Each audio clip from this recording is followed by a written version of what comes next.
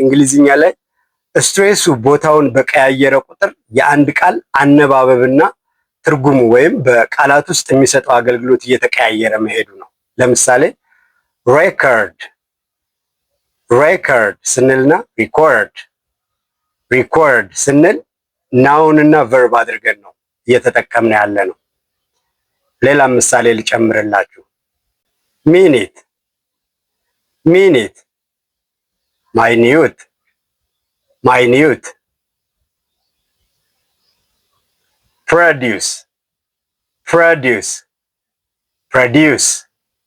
ፕሮዲውስ እንደዚህ አይነት ልዩነቶች በተፈጠሩ ቁጥር ስትሬሱ ከፊት ሲሆን ከፊት ያለውን ሲለብል ከፍ ስናደርገው ናውን ወርድ ይሆናል።